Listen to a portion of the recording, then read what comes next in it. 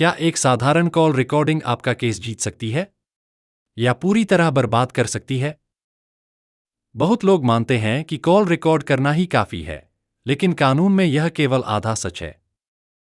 Supreme court ने इसके लिए सख्त शर्तें निर्धारित की हैं और यदि आप एक भी चूक गए तो आपका साक्ष्य खारिज हो सकता है। इसलिए किसी भी कॉल रिकॉर्डिंग पर भरोसा करने से पहले आइए समझते हैं वे सटीक कानूनी नियम जो आपके केस का फैसला कर सकते हैं। परिचय। दोस्तों, स्वागत है मेरे YouTube channel legal information law insights में। मैं एडवोकेट मुकुंद महाजन। मुझे यह बताते हुए खुशी हो रही है कि हमारे चैनल ने 1 लाख सब्सक्राइबर्स पूरे कर लिए हैं और हमें YouTube सिल्वर क्रिएटर अवार्ड प्राप्त हुआ है। आप 59 रुपये या 119 रुपये का योगदान करके जीपे QR कोड के माध्यम से चैनल को सपोर्ट भी कर सकते हैं। आपके निरंतर विश्वास और समर्थन के लिए धन्यवाद। अब चलते हैं आज के विषय की ओर।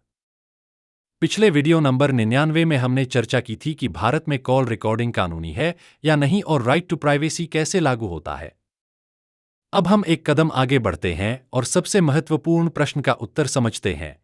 क्या कॉल रिकॉर्डिंग कोर्ट में वैध साक्ष्य के रूप में उपयोग की जा सकती है और इसके कानूनी शर्तें क्या हैं? भाग 1 निजता का अधिकार। कॉल रिकॉर्डिंग की वैधता को समझने के लिए हमें सुप्रीम कोर्ट के ऐतिहासिक निर्णय justice K S. Puttaswamy versus union of India से शुरुआत करनी होगी। केस सारांश। Case number writ petition civil number 494 of 2012। निर्णय की तिथि 24 अगस्त 2017। न्यायालय सुप्रीम कोर्ट ऑफ इंडिया। पीठ 9 न्यायाधीशों की संविधान पीठ। पक्षकार याचिकाकर्ता justice K S. Puttaswamy retired another. प्रतिवादी यूनियन ऑफ इंडिया ORS। इस ऐतिहासिक मामले में सुप्रीम कोर्ट ने यह जांचा कि क्या निजता का अधिकार भारतीय संविधान के अंतर्गत मौलिक अधिकार है, विशेष रूप से आधार योजना और व्यक्तिगत डेटा के संग्रह के संदर्भ में। न्यायालय ने स्पष्ट रूप से कहा कि निजता का अधिकार अनुच्छेद 21 के अंतर्गत अनुच्छेद 14 और 19 के साथ पढ़ा जाने वाला एक मौलिक अधिकार है। न्यायालय ने आगे स्पष्ट किया कि निजता में व्यक्तिगत स्वायत्तता, शारीरिक अखंडता और सूचना संबंधी निजता शामिल हैं। कॉल रिकॉर्डिंग सूचना संबंधी निजता के दायरे में आती है, जिसका अर्थ है कि ऐसी रिकॉर्डिंग व्यक्ति की गरिमा और स्वतंत्रता का सम्मान करती होनी चाहिए। कानूनी रूप से सटीक स्थिति।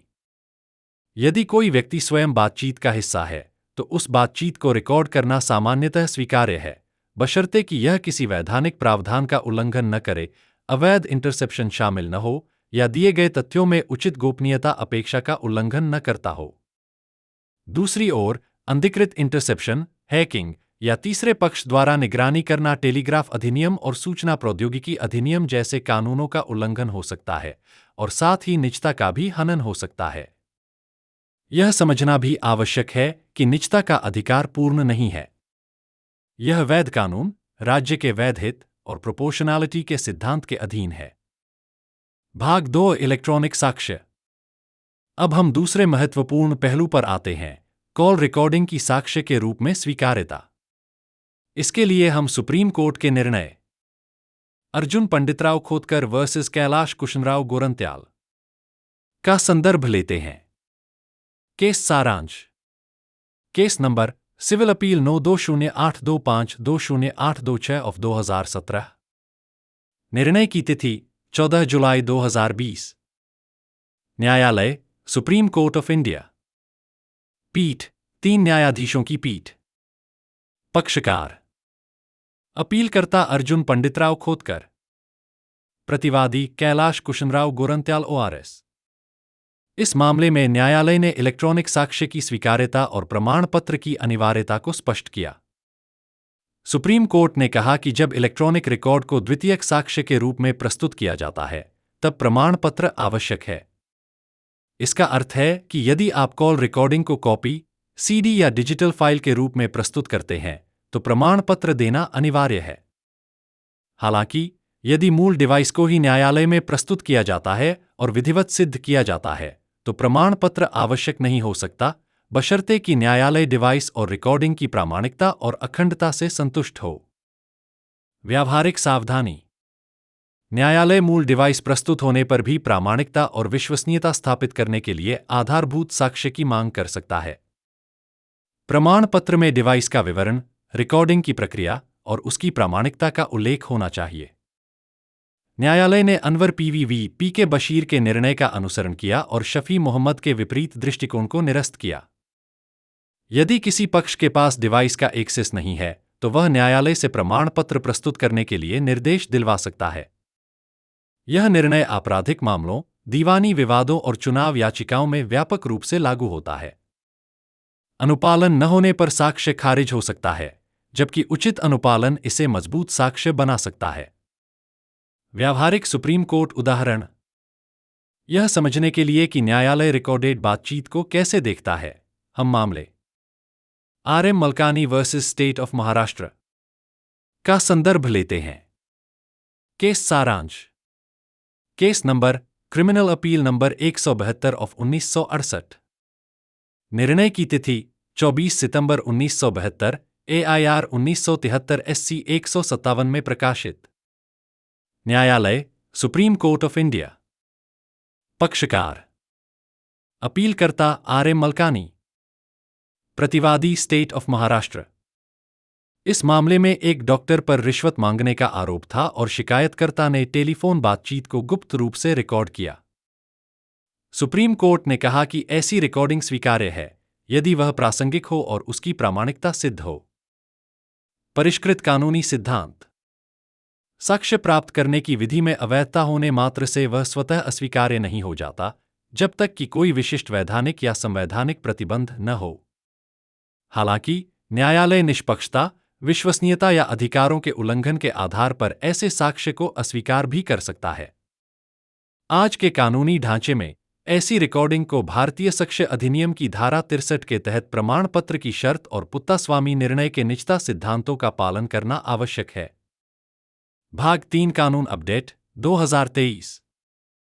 एक बहुत महत्वपूर्ण विकास है भारतीय साक्ष्य अधिनियम 2023, जिसने इंडियन एविडेंस एक्ट 1872 को प्रतिस्थापित कर दिया है।